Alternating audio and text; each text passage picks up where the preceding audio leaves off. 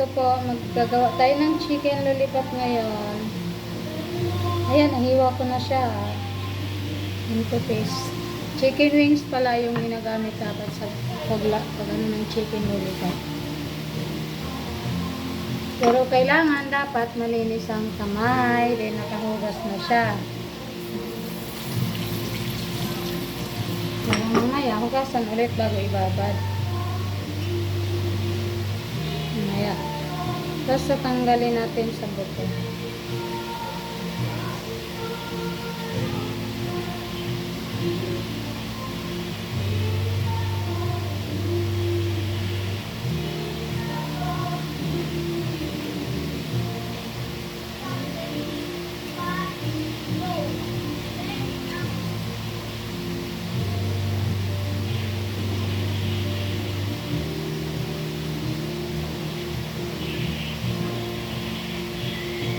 Bira lang kasi mag-ganito.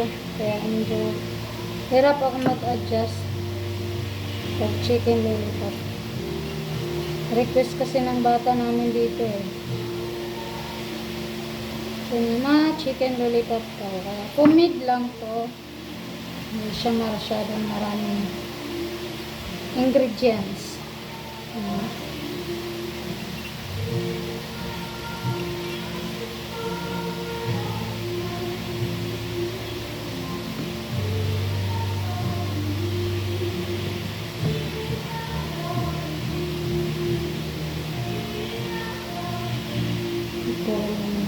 Chili ito eh.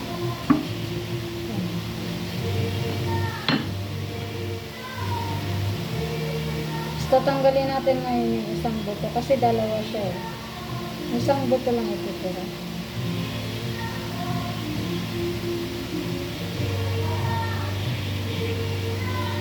Siyempre, iwan mo yung laman.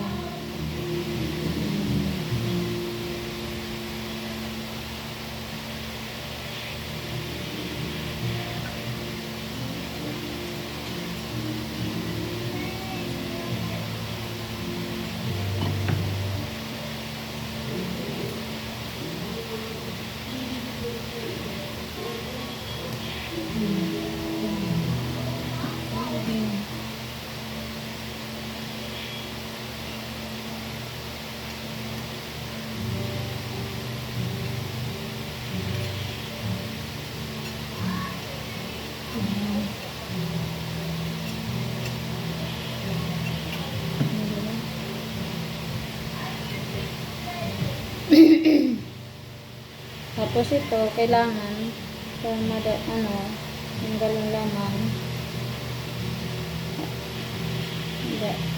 Kailangan sa gilid.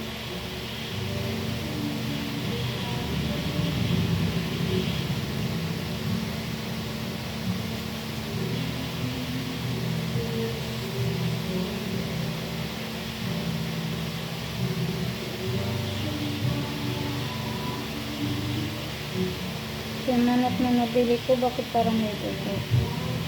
May dugo yung ilalim, kaya tatanggalin ko siya.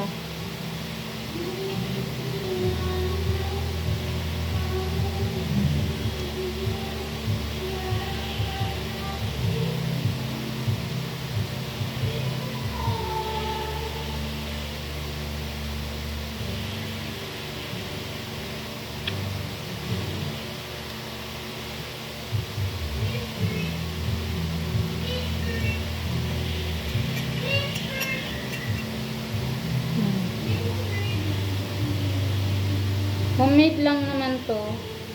Kahit hindi nyo natanggalin hindi nyo naisukat ng parang as in lollipop talaga eh. So,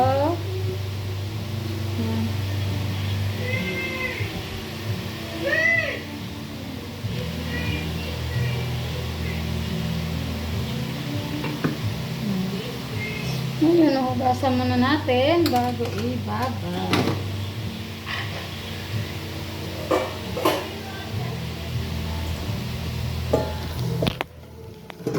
Oh my.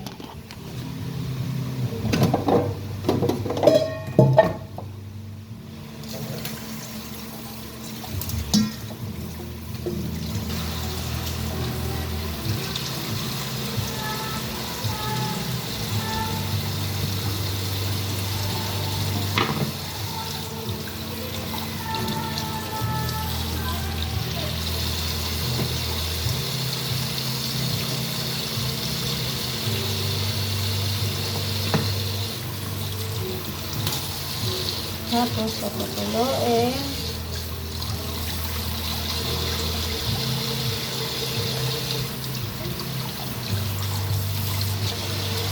Ayan, kasi nila ito.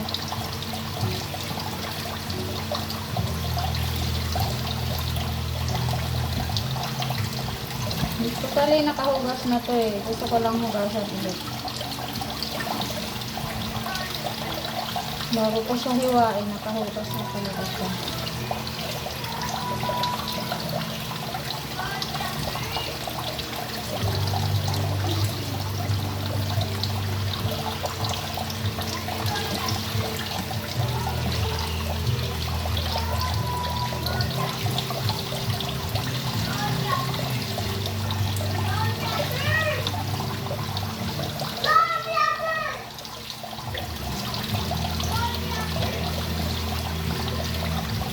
Bali, 1 kilo itong ginawa ko. Ito lang siya. 8 pieces. Then, diba, hiwain mo din. 16 piraso.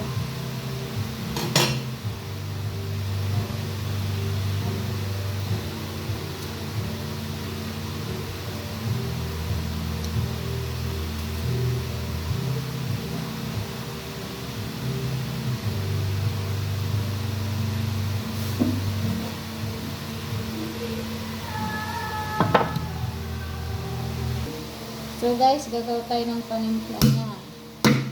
Bigyan tayo ng bawang at saka luya kasi wala kang powder. So ito yung gagawin ko.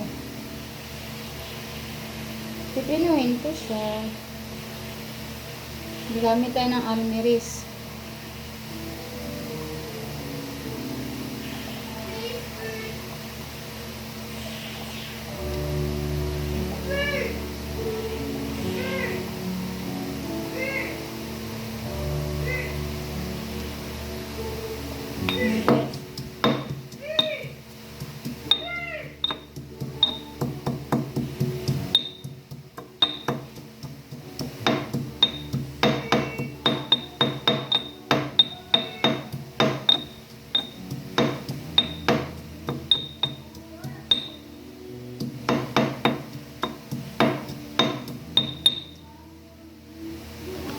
So guys, tutuloy natin. Ito na siya. Ayan, pinong-pino na siya guys. So, lalagay na natin siya dito sa ating gagawing chicken lollipop. Sa ating chicken lollipop. Halo-halo lang natin guys. Yan kasi guys, yung patanggal ng lansa. Yan kayo. Yan yung secret ko. Look. Ma-share ko na sa inyo yung secret sa para walang lansa yung manok. Tapos lalagyan ko siya ng konting suka na medyo maanghang.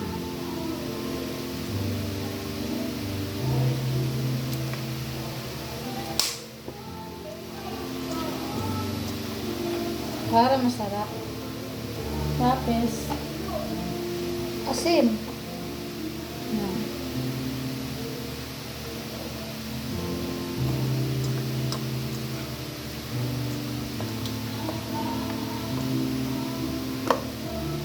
Hindi ako magamit ng bitsin eh. Kaya magic sarap lang. Kaya magic sarap lang ako.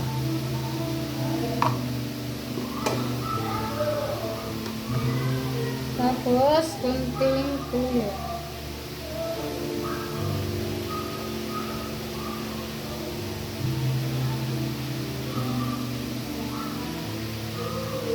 Konti lang kasi may asin na tayo. Para mapampabalance lang siya.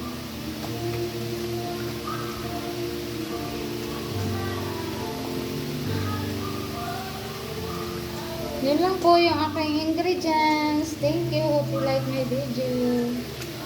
Okay guys, mamaya hapon. Para pang dinner namin to. So hindi sa abot ng 24 hours. Mga ilang oras lang to. Mamaya hapon lulutuin ko na siya. Kaya kailangan ko siyang i-mix na pumasok yung lasa sa loob. May lasa siya bago maluto. Tapos, abangan nyo mamaya yung part 2. Okay, guys. Hope you like my video.